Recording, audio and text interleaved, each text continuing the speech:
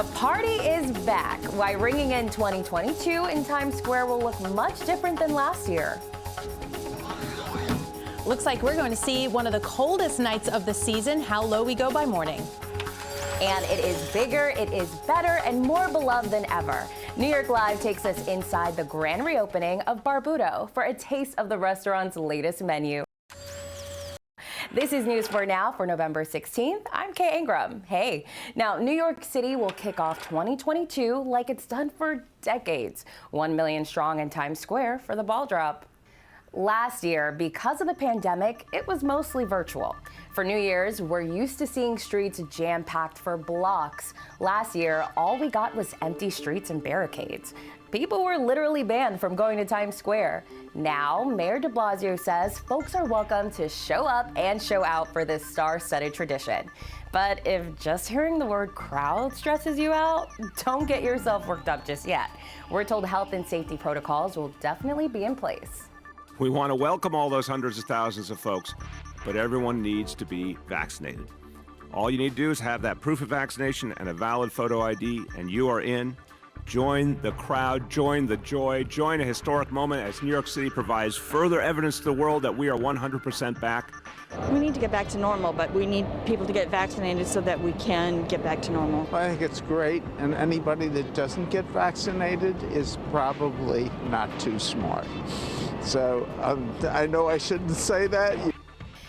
So tell me if I'm wrong, but I feel like there are two kinds of New Yorkers. Those of us who watch the ball drop, cozy from home, and everybody else. Now, no shade. I love it. And if you go, I love it for you. So if you are down to see the drop in person, just know that everyone 5 years old and older will need to show proof of vaccination if you want to join this party.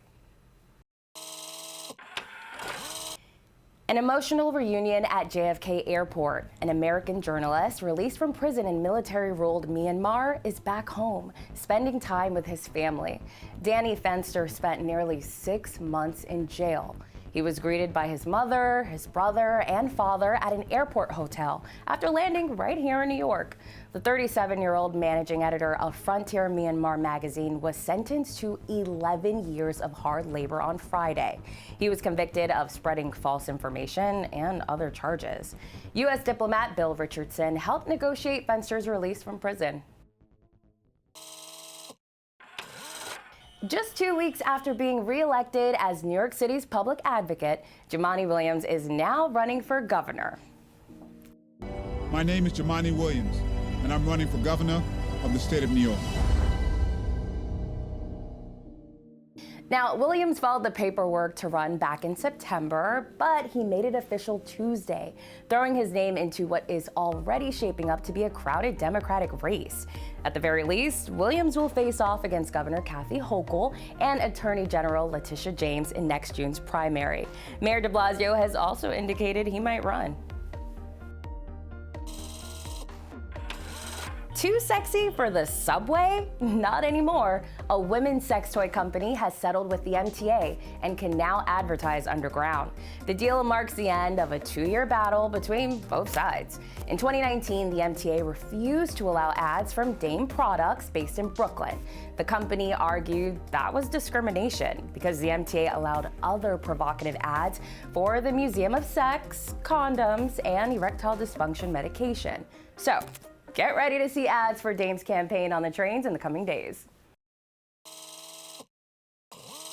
Hi there, I'm Storm Team 4 meteorologist Maria LaRosa. It is another cool evening ahead, but crystal clear skies. Temperatures will be quickly falling into the low 30s, some areas upper 20s. But for the dinner hour, after the sun goes down, low to mid 40s. One thing also, we'll see those winds ease up. It got a little breezy this afternoon, but we'll see them really lighten up overnight. So that combination of clear skies, dry air, light winds, temperatures will really drop. 36 in the city, White Plains down to 31. Plenty of 20s north and west, so some sub-freezing temperatures for a couple of hours, heads up that way. And of course, with temperatures close to freezing right now expected for Staten Island, that's enough for a freeze warning, the first of the season. And then some frost advisories, including Manhattan, Hudson County, the Bronx, and southern Nassau County. We're here, temperatures too close to freezing by tomorrow morning. You probably know a favorite restaurant or two that was hit hard by the pandemic. I mean, the industry itself took some serious blows. But thanks to the outpouring of love and support from New Yorkers, these days, we're celebrating good news. New York Live goes inside Barbado that is back and better than ever. One of New York City's most beloved neighborhood restaurants is back in business. We're at the brand new Barbado on Horatio Street, just a few blocks away from the original. Chef, it is great to see you. Congratulations on reopening Barbado. Thank you so much. New York is very cheers. excited. Let's cheer. Let's get right in. Cheers to that. So many people are excited to have you guys back in the neighborhood, just a few blocks from where you originally were. So you closed in May of 2019 there? We closed the end of May, and the old Barbado is literally 2 blocks away, which is great. And I mean, look at the new space. It looks like the old space, but so much bigger. Why was that important? I love architecture, and I wanted a kitchen that was worthy of my staff. I've had people work, as you saw, for 20 years.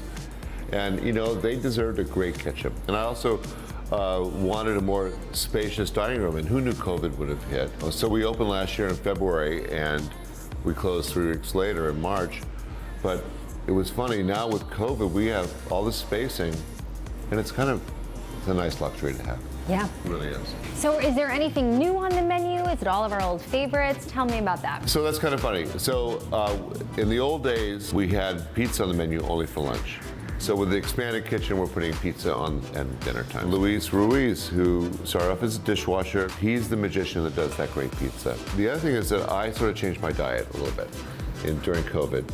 So I'm much more vegetable oriented. And we're also expanding the pasta menu a little bit. So there's a lot of subtle changes, but not fundamental ones, because we still have the chicken, salsa verde, gnocchi, and it's the last of the season corn and tomatoes, and then of course the ubiquitous kale salad. It's time for dessert. Heather Miller is now my pastry chef for all these years. I don't know what magic she infuses into the puff pastry. Her vanilla ice cream that she makes herself, caramel sauce with a little bit of rum in it.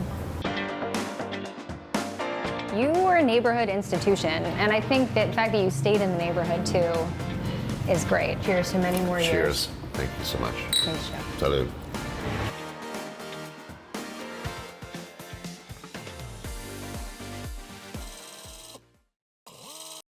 Living on the coast, islands are nothing new. But an island that just popped out of nowhere? Yeah. Here's News 4 Jersey Shore reporter Ted Greenberg with the island mystery that had people in one community scratching their heads. A team effort to maneuver a massive piece of breakaway marshland, the unusual sight playing out on the Metedeconk River in Brick Township. I think that it's crazy. I don't even know what to say about this. Jessica and Neil Garthley say the big boating hazard drifted over to their neighborhood earlier in the week. It was pushed up against that boat and the piling, and it stretched from there all the way over to this other dock right in the corner here. I'm gonna say it was about 100 feet long, 30 to 40 feet wide. So Thursday afternoon, Neil and some neighbors used their hands, then a boat to push the island into the middle of the river. Pretty amazing to see this thing floating. You're like, I've never seen that before, but then to be able to walk on it was a little strange too. He says they moved the island about 2 miles towards a marshy area before New Jersey State Police and then the Coast Guard took over. Brick's mayor says they tried to put the island on land to stabilize it. Nobody's even sure where exactly it came from, so we can't even take a look at if there's a possibility of that same area breaking off again. We're going to try to figure that out. Are you concerned that it's going to be on the move again? Yes. People who live here say they've had pieces of marshland wash up in years past, but nothing nearly as big as this. It's gonna take years and years and years for that to replenish.